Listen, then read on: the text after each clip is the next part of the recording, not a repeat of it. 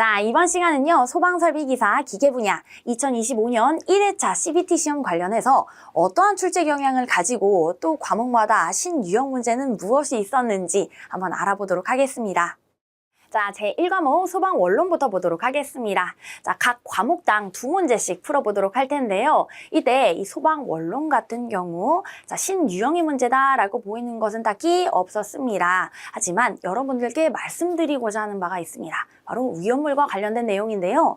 자, 위험물안전관리법이 2024년에 개정되었죠. 자, 그렇게 됨에 따라서 자, 위험물의 명칭이 바뀐 것들이 있어요.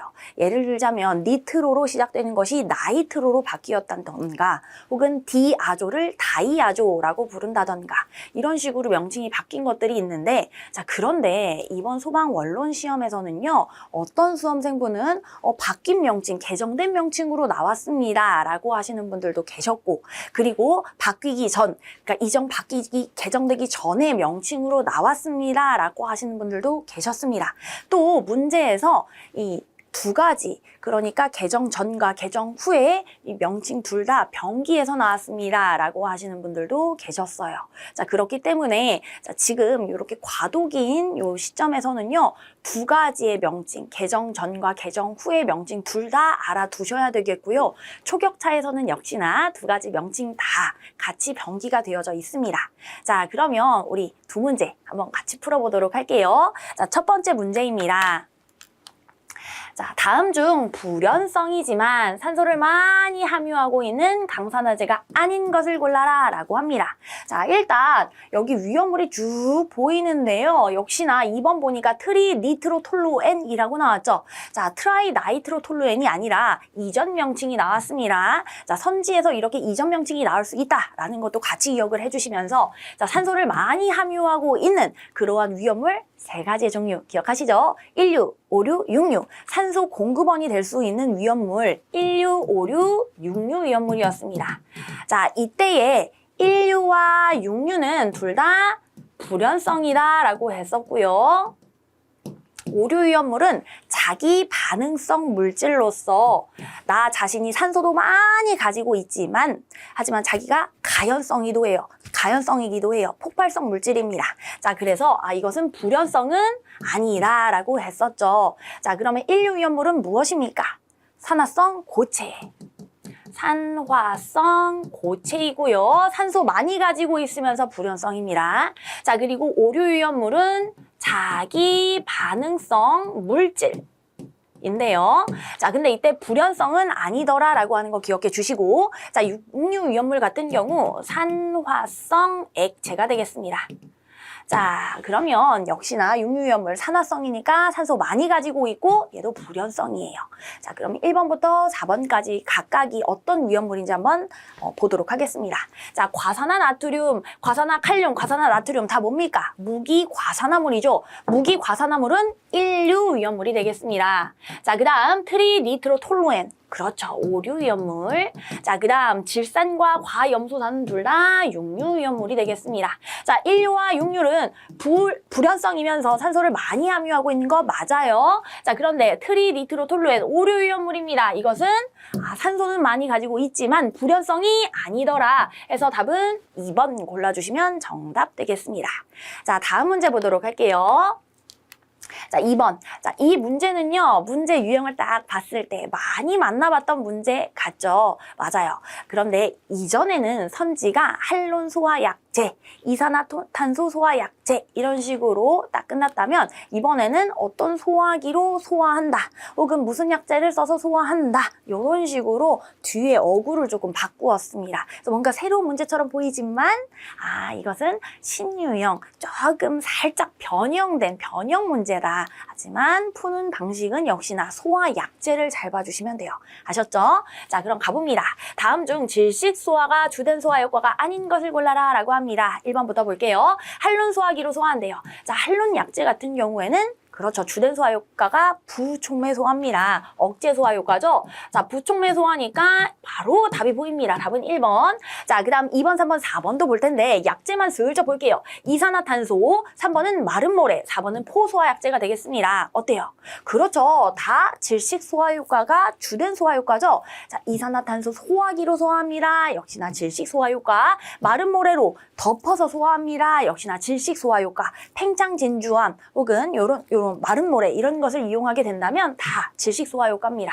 자, 그리고 포소화 약제를 통해서 소화하겠다. 역시나 거품이 싹 덮는 것을 기억하시면서 질식 소화 효과 맞겠습니다.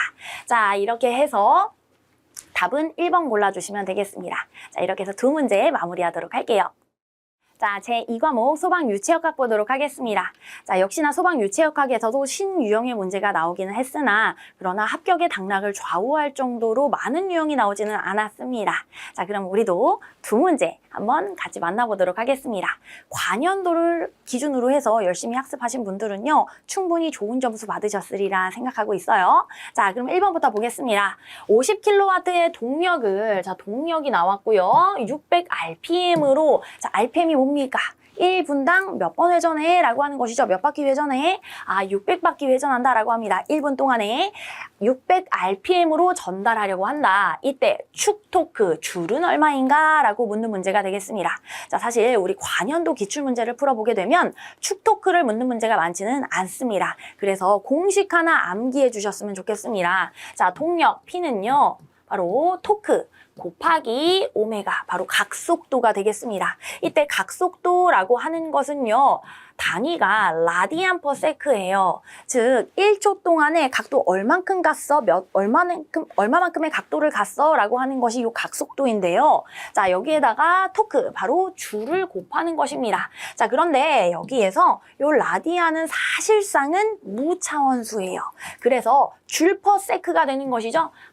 줄 퍼 세크가 된다. 자, 그러면 줄 퍼 세크는 와트. 그래서 바로 동력 와트가 되겠다라는 것이고요. 그러면 우리 구하려고 하는 것이 바로 축토크니까 T, 토크에 대해서 정리 한번 해보도록 하겠습니다. 어떻게 해요? 이 오메가를 넘기면 되겠죠? 각속도를 넘겨서 오메가 분의 P로 풀어내시면 되겠습니다. 이때 단위 조심. 자, 보시면 와트로 이 P에다가 넣어줘야 되겠고요. 자, 이 오메가는요, 그렇죠, 각속도가 들어가면 되는데 각속도 공식 하나 여러분 기억해 주세요.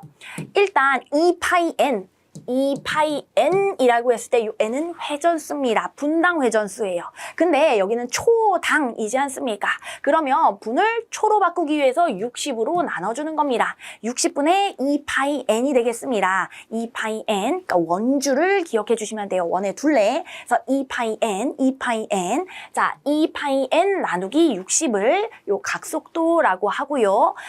그러면 요 오메가 자리에다 그대로 넣어주시면 되겠습니다. 자, 가볼게요. 60분의 2파이 N, 여기다가 회전수 RPM 600 넣어줄 것이고, 자, P는요, 무엇으로 넣겠다, 단위를? 그렇죠, 바로 와트로 넣겠다. 근데 문제에서 주어진 것이 킬로와트 아닙니까? 그러면 킬로는 10의 3승이니까 50 곱하기 10의 3승 와트로 여기다가 넣어주시면 되겠습니다. 자, 50 곱하기 10의 3승 넣어줘요. 자, 이때 N은 무엇을 넣습니까? 그렇죠, 바로 요 회전수 600rpm을 넣어줄 거예요. 요렇게 계산을 하게 되면 얼마가 나옵니까? 바로 795.77 나와서요. 자, 반올림에서 796줄 가량이 나오네요. 자, 여기서 가장 근사치 바로 4번 답을 골라주시면 정답 되겠습니다. 자, 그럼 여기서 공식을 두 가지를 암기해 주셔야 되겠네요. 자, 동력 P는 토크 곱하기 각속도다라는 것이고, 각속도는 뭡니까? 60분의 2파이 N. 이때 N은 RPM, 바로 회전수가 들어간다 라고 하는 거 기억해 주세요. 자, 이렇게 해서 1번 문제 마무리하도록 하겠습니다. 자, 다음 문제 2번입니다. 자, 요 2번 문제는요, 어려운 듯 하면서도 답을 쉽게 고르셨으리라 생각을 하고 있는데요. 자, 혹시 이 문제가 CBT에 나오신 분들 맞히셨나요? 같이 한번 볼게요. 자, 직선으로 쭉 뻗은 원형관이다 라고 하고 있어요. 쭉 뻗은 원형관. 자, 이때 여기 유체가 흐를 때 있어서 완전 발달 측류 유동을 한다라고 합니다. 이것과 관련된 식과 가장 거리가 먼 식을 골라라라고 합니다. 그러니까 아예 틀린 식을 골라라는 아니었고요. 가장 거리가 먼 식을 골라라라고 하면서 밑에 표가 이렇게 크게 나와 있었습니다. 자, 단 기호는 다음과 같다라고 하고요. 자, F는 관마찰계수, 자, RE 이것은 레이놀즈 수, 자, 그리고 UM는 평균 유속, Umax는 최대 유속, 그리고 U는 관내에서의 속도 분포를 나타낸다라고 하고, 타우는 전다 능력, 뮤는 점성계수, 자, du, dy는 속도 구배, 그리고 r0는 관의 반지름, 그리고 요 r은 관 중심으로부터 요 올라간 거리, 임의의 반경, 그것을 우리가 r이라고 했습니다. 그러니까 요 반경, 자, 다시 단면을 그려서 보자면, 자, 요만큼이 바로 관의 반지름 R0고요. 자, 그리고 관 중심으로부터 임의의 반경 얼만큼, 요만큼만 갈 거예요 라고 하면 요걸 우리는 R이라고 보겠다라는 것이죠. 자, 그런 얘기입니다. 자, 이게 지금 원형 관의 단면도다라고 생각을 해주시면 돼요. 자, 그러면 밑에 선지들을 보도록 하겠습니다. 자, 측류 유동에 체크하시면서 1번 F는 레이놀즈 수분의 64다. 즉 관마찰 계수는 레이놀즈 수분의 64 맞죠? 요거 측류 유동에서 쓸 수 있는 식 맞습니다. 자, 그 다음 2번 볼게요. 자, U민을 여기 평균 유속이라고 했으니까 평균 유속은 최대 유속의 절반입니다. 0.5를 곱한 게 절반이라는 뜻이죠? 아, 이것도 우리가 많이 봤던 내용입니다. 맞아요. 자, 그 다음 4번으로 넘어가서 바로 볼게요. 자, 요 U는요, 관내에서의 요 속도 분포. 자, 우리가 완전 발달 측류 유동을 보게 되면 이렇게 포물선 그래프를 그리게 되죠. 무엇이? 속도 분포가. 그래서 이 속도 분포를 알아보는 식을 어떻게 할 수 있다라고 했습니까? 요 R 값에다가 0을 넣었을 때 뭐가 나와야 돼요? 최대값이 나와야 되겠고, 자, 이 R 값에다가 이 R0를 넣게 되면 뭐가 나와야 돼요? 빵이 나와야 되겠습니다. 관벽이랑 붙어 있으니까. 자, 그러면 요 R에다가 R0로 한번 넣어볼게요. R에다가 R0를 넣게 되면 요거 약분되어서 1이 되네요. 1의 제곱은 1. 그럼 1 빼기 1은 빵. 그러니까 Umax 곱하기 0이니까 결국 0이 되겠습니다. 언제? 관벽에서의 유속이. 자, 그럼 이번에는 어떻게 할 것이냐? 아, 그러면 요 R 값을 0으로 놓겠다라는 겁니다. 즉, 요 관의 중심에서의 유속은 뭐가 돼요? 포물선에서의 가장 유속이 빠른 부분이 되겠습니다. 최대 유속, Umax가 나와야 됩니다. 아, 그러면 R에다가 0을 넣었을 때, 요 식에서 0을 넣었을 때, 그때 최대 유속, Umax가 나오면 되겠습니다. 자, 해볼게요. 자, 요 R에다가 무엇을 넣겠다? 0을 넣겠다. 0을 넣습니다. 자, 그러면 분자가 0이니까 요 분수는 0이 되겠습니다. 자, 1 빼기 0은 1. 1 곱하기 Umax니까 답은 뭐가 됩니까? 그렇죠. 바로 Umax가 되겠습니다. 자, 속도 분포는 최대 유속이 됐네요. 자, 속도는 최대 유속이 됐다. 오케이. 요 관 중심에서 최대 유속 맞습니다. 자, 그러니까 결국 요 식은요. 완전 발달 측류 유동, 요 원형관에서의 속도 분포를 나타내는 식이 맞겠습니다. 맞아요? 그러면 요 3번식 많이 봤던 식인데요. 이건 아닌가요? 자, 사실 타우는 뮤 곱하기 du, dy 뭡니까 이거? 전다 능력이잖아요. 그쵸? 이 전다 능력은 언제 적용합니까? 뉴턴 유체였을 때. 자, 뉴턴 유체에서 다 적용이 가능하고 측류나 난류나 다 적용할 수 있는 식이 되겠습니다. 나머지 세 가지는 무조건 측류 유동이었을 때, 그러니까 완전 발달 측류 유동이었을 때만 적용할 수 있는 식이고, 3번 같은 경우에는 난류에서도 적용이 가능한 식이더라. 그래서 이것들 중에서는 가장 거리가 먼 식이 되겠습니다. 그래서 답은 3번 골라주시면 돼요. 자, 정리해 보도록 하겠습니다. 자, 요 식은요. 자, 요 타우 뮤 곱하기 속도 9배죠. 자, 점성계수 곱하기 속도 9배. 이것은 전다 능력의 정의가 되겠습니다. 자, 이때 뉴턴의 법칙을 나타내는 일반적인 공식이 되겠고요. 측류 유동뿐만 아니라 난류 유동에도 적용이 가능한 공식이다 라는 내용 체크해 주시면 되겠습니다. 자, 이렇게 해서 두 가지 문제 마무리하도록 하겠습니다. 네, 이어서 소방관계법규 보도록 하겠습니다. 소방관계법규에서는요, 두 개의 신출 문제를 볼 거예요. 첫 번째는 소방기본법에 출제된 문제이고요. 두 번째는 소방시설공사업법에 관한 문제입니다. 자, 소방기본법에 있어서 어떠한 문제가 출제가 되었냐면은 한국소방안전원에 회원으로 등록할 수 없는 사람이 출제가 되었습니다. 한국소방안전원은 어떠한 업무를 맡고 있습니까? 소방교육과 훈련, 간행물 발간, 그리고 그런 홍보 같은 업무를 맡고 있죠. 이러한 소방안전원에 있어서 누가 회원으로 등록을 할 수 있냐? 첫 번째, 소방시설 설치 및 관리에 관한 법률 또는 소방시설 공사업법 또는 위험물 안전관리법에 따라서 등록을 하거나 허가를 받은 사람으로서 회원이 되고 싶습니다라고 한다면 등록 가능합니다. 자, 두 번째는요, 소방 분야에 관심이 있거나 학식과 경험이 풍부한 사람입니다. 회원이 되고 싶어요. 그러면 충분히 등록 가능해요. 자, 세 번째, 소방안전관리자, 소방기술자 또는 위험물 안전관리자로 선임되거나 채용된 사람으로서 회원이 되고 싶습니다. 등록할 수 있습니다. 자, 근데 네 번째 조금 생뚱맞은 보기가 있죠. 조금 거리가 먼 보기가 있습니다. 소방 공무원으로서 3년 이상 경력이 있는 사람. 자, 이렇게 소방 공무원으로서 5년 이상 경력이 있거나 7년 이상 경력이 있는 사람. 이러한 기준은 소방 안전관리자 있죠. 1급 소방 안전관리자와 2급 소방 안전관리자 시험을 볼 수 있는 사람, 될 수 있는 사람에 관한 기준에 명시되어 있는 사항이기 때문에 얘는 아예 해당하지 않습니다. 정답은 4번이 되겠다. 자, 그래서 법에 어떻게 명시되어 있는지 같이 한번 정리하고 넘어가도록 하겠습니다. 소방기본법 제42조에 명시가 되어 있고요. 안전원은 소방기술과 안전관리 역량의 향상을 위해 다음의 사람을 회원으로 관리할 수가 있습니다. 첫 번째는요, 이러한 법에 따라서 등록을 하거나 허가를 받은 사람입니다. 두 번째는 이러한 법에 따라서 소방안전관리자, 기술자, 위험물 안전관리자로 선임이 되거나 채용된 사람으로서 회원이 되고 싶어요? 아, 그러면 등록할 수 있습니다. 관리할 수 있어요. 자, 세 번째, 그 밖에 소방 분야에 관심이 있거나 학식과 경험이 풍부한 사람으로서 회원이 되고 싶습니다. 그러면 등록할 수가 있습니다. 회원 관리 가능해요.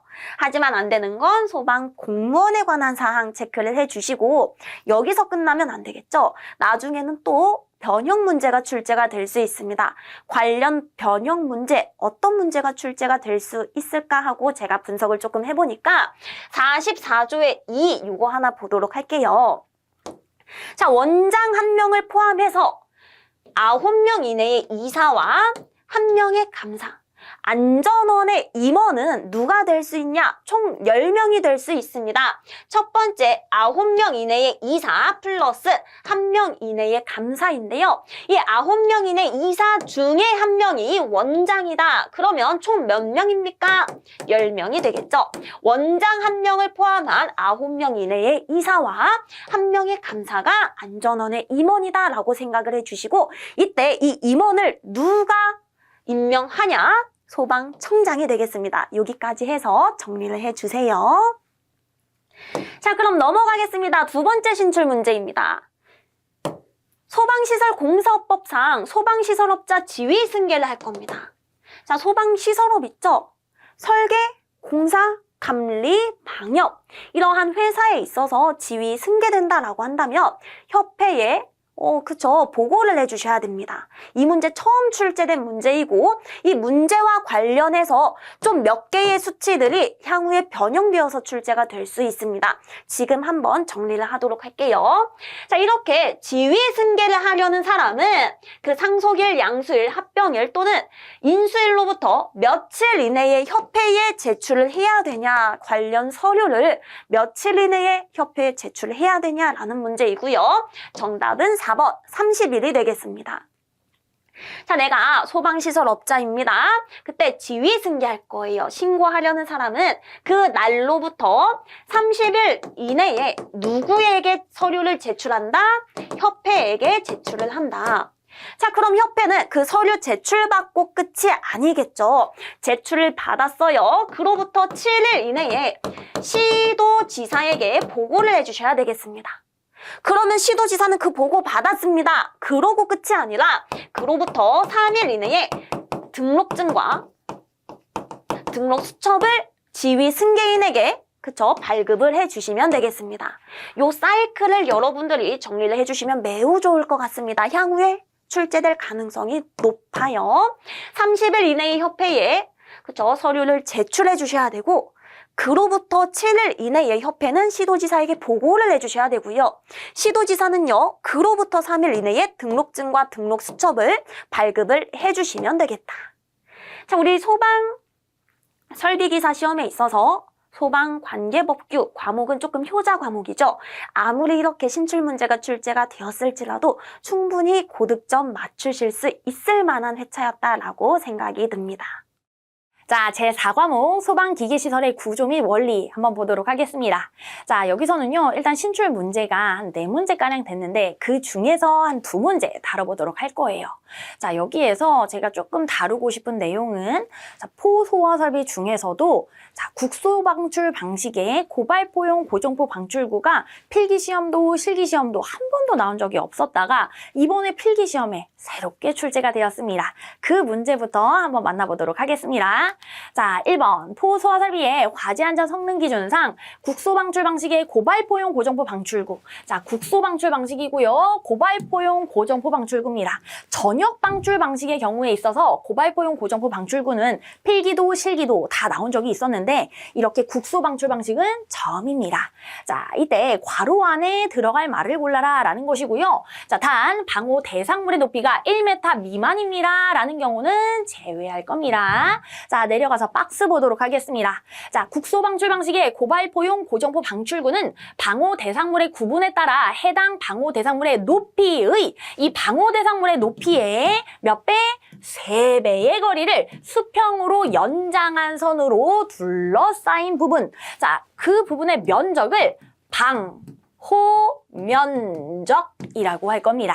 자, 그래서 3이랑 방호면적 골라주셨으면 정답 되겠습니다. 답은 요거 3번 되겠네요. 자, 그럼 방호면적 요거 한번 제대로 알아보도록 하겠습니다.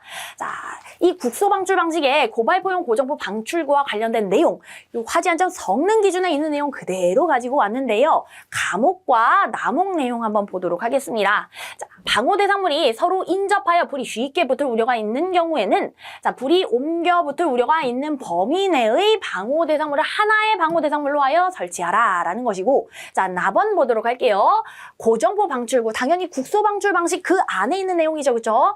국소 방출 방식, 고발포용 고정포 방출구. 자, 이것은 방호 대상물의 구분에 따라 해당 방호 대상물의 높이의 몇 배? 3배. 이 3배의 거리를 수평으로 연장한 선, 이 선을 우리가 외주선이라고 할 거예요. 자, 그 선으로 둘러싸인 부분, 이것을 뭐라고 한다? 방호 면적이라고 할 겁니다. 자, 그 부분의 면적 1제곱미터. 1제곱미터에 대해서 1분당 방출량 리터가 바로 요 밑에 있는 내용과 같겠습니다. 특수가연물이었을 때는 3리터, 기타 이것에 있어서는 2리터. 이 단위를 제대로 써보자면 3리터 퍼, 자, 뭐뭐당, 뭐뭐에 대하여라고 하면 다 퍼 뒤에 온다라고 했죠? 자, 3리터 퍼 메타제곱 민이 되겠고요. 이것도 마찬가지로 2리터 퍼 미터제곱 민이 되겠습니다. 1분당 1제곱미터당 자, 특수가연물이었을 때는 3리터 그리고 기타의 것에 있어서는 2리터가 된다라는 것이죠. 자, 그러면 조금 더 방호 면적 들어가 보도록 할게요. 일단 요 지금 입체적으로 생긴 요 방호 대상물이 있어요. 이 방호 대상물의 높이가 H라고 했을 때 이 높이의 몇 배? 3배. 해서 이 높이의 3배니까 3H만큼 떨어진 지점까지 자, 그러면 앞으로 3H, 앞으로 3H, 자, 옆으로도 얼만큼? 3H, 여기도 3H, 자, 뒤로도 3H, 뒤로도 3H, 옆으로, 그러니까 우측으로도 3H, 3H 올 수 있는데요. 자, 여기서 잘 보셔야 될 부분은 바로 요 꼭지점으로부터입니다. 자, 이 꼭지점으로부터 3H, 3H, 3H, 3H, 3H, 3H, 3H 그리니까 뭐가 돼요? 4분원이 됩니다. 즉, 원을 4분의 1 쪽으로 나눈 거, 요 지금 4분원이 된다라는 거예요. 근데 4분원이 여기도 있고, 요 꼭지점으로부터도 역시나 3H만큼의 반지름으로 이렇게 4분원이 생길 것이고, 자, 여기 뒤에도 하나 있고, 또 여기도 또 하나 있네요. 자, 그러니까 다시 말해서 이 4분원 4개가 만들어졌으니 이 4개를 싹 합하면 원 하나가 되겠습니다. 자, 그리고 여기에 이렇게 또 사각형의 면적이 있고, 여기에 이렇게 사각형의 면적이 있고, 여기에 이렇게 사각형의 면적, 여기에 또 이렇게 사각형의 면적이 있겠죠. 요 노란 색깔 사각형의 면적, 그리고 이 방호 대상 물의 바닥 면적까지 해서 이렇게 다 합쳐 주시면 전체 방호 면적을 구할 수가 있겠습니다. 자, 그러면 이것을 위에서 내려다봤다라고 하면 이렇게 되겠죠. 방호 대상물로부터 얼만큼? 3H만큼 이렇게 사각형이 생긴 겁니다. 자, 요 방호 대상물로부터 이렇게 사각형 3H만큼, 방호 대상물의 높이 H만큼, 이렇게 H의 3배만큼 이렇게 사각형, 여기도 사각형 이렇게 생겼고요. 자, 그리고 요 꼭지점으로부터는 3H 하니까 4분원, 여기도 4분원, 여기도 4분원, 여기도 4분원 생겼다라는 이야기였습니다. 자, 그리고 역시나 이 방호 대상물의 바닥 면적까지 다 더해 주셔야 돼요. 이 전체를 뭐라고 하겠다? 이 면적을 방호 면적. 자, 그리고 요 둘레를 뭐라고 합니까? 바로 외주선이라고 할 겁니다. 방호 면적의 외곽선이 되는 것이죠. 자, 이렇게 해서 방호 면적과 관련된 얘기 마무리해 보도록 하겠습니다. 자, 그 다음 두 번째 내용입니다. 자, 피난기구의 화재안전기술기준상 의료시설 중 2번 실이 있는 조산원 3층, 이렇게 조산원 3층으로 직접적으로 명시한 것은 처음이죠. 자, 이렇게 3층에 정성이 없는 피난기구를 골라라 라고 하고 있습니다. 자, 그러면요, 여기서 딱 보이는 게 공기안전 매트, 그쵸? 왜요? 바로 우리 의료시설, 근린생활시설 중 2번 실이 있는 의원 접근원 조산원 같은 경우, 자, 3층일 경우 미구다승 PP였습니다. 미구다승 PP가 적응성이 있었다라고 했죠. 미끄럼대, 구조대, 다수인 피난장비, 승강식 피난기, 피난교, 피난용 트랩이었습니다. 쉽게 PPP가 3개가 있었는데, 의료시설이다, 여기 접고론도 같이 포함이죠. 뼈가 부러졌는데 사다리를 타고, 자, 사지가 멀쩡한 사람이 사다리를 탈 수 있어요. 사다리를 탈 수 있다? 없다. 그러니까 사다리를 뺀 나머지 피난교, 피난용 트랩, PP 요 2가지만 적응성이 있었고, 그리고 미구다승 기억해 주셔야 되겠습니다. 그죠? 자, 그리고 여기에서 4층 이상 10층 이하로 넘어갔을 때는 뭐가 빠집니까? 미끄럼대가 빠집니다. 자, 그러면 여기서 미끄럼대, 승강식 피난기, 다수인 피난장비 빼고 나면 남는 것이 공기안전 매트. 답은 2번 골라주시면 되겠고, 자, 혹여나 기계구조 너무 암기할 게 많습니다. 다 못 외웠습니다 라고 하신 분들은 무엇을 기억하면 될까요? 일단 보통 우리가 요 표에 있어서, 그러니까 요 설치 장소별 피난기구의 적응성 관련한 표 있죠. 노유자 시설이었을 때, 요랬을 때, 여기 쭉 표가 있지 않았습니까? 그 표를 암기하기가 너무 힘듭니다 라고 하시는 분들은 이렇게 칸이 채워져 있는 것에 꼭 들어있는 것이 있었다라고 했습니다. 뭐였죠? 그렇죠. 바로 다수인 피난 장비와 승강식 피난기는 칸이 채워져 있는 곳에는 다 쓰여져 있었더라. 그래서 이렇게 적응성이 없는 게 뭐야? 라고 물었을 때는 일단 승강식 피난기, 다수인 피난 장비는 빼고 시작하셔야 돼요. 그래서 미끄럼대랑 공기안전 매트 중에서 골라주시면 되겠죠. 그리고 공기안전 매트 같은 경우에는 그 밖의 것에 있어서 그 밑에 쓰여져 있지 않았습니까? 그 위인 칸에는 안 보였어요. 그렇기 때문에 답을 2번 이렇게 골라주셔도 괜찮겠습니다. 아셨죠? 그래서 문제를 풀 때 있어서 일단 우리가 지울 수 있는 것들 먼저 지워주신다면 답을 근접하게 고를 확률이 훨씬 높아지니까 이런 식으로 승강식 피난기, 다수인 피난 장비 이런 것들은 칸마다 채워져 있었다라는 거 기억을 해주시면 좋겠습니다. 또 미끄럼대 같은 경우에는 4층 이상에는 정성이 없었다라는 거 기억해 주셔야 돼요. 물론 다중이용업소는 제외하고요. 자, 이렇게 해서 총 2문제 맞춰보았습니다. 여러분들 어떠셨나요? 이번 시험 그렇게 어렵지는 않으셨죠? 맞아요. 물론 신출문제 있었지만 관연도 기출문제 중심으로 학습을 열심히 하신 분들은 그래도 다 봤던 문제들이 많네 라는 생각이 드셨을 거예요. 그래서 여러분들 지금 신출문제 제가 빠르게 촬영을 했는데요. 여러분들 아직 시험을 보지 않으신 분들께 많은 도움이 되셨으면 좋겠습니다. 자, 여러분들의 합격을 진심으로 응원합니다. 화이팅입니다.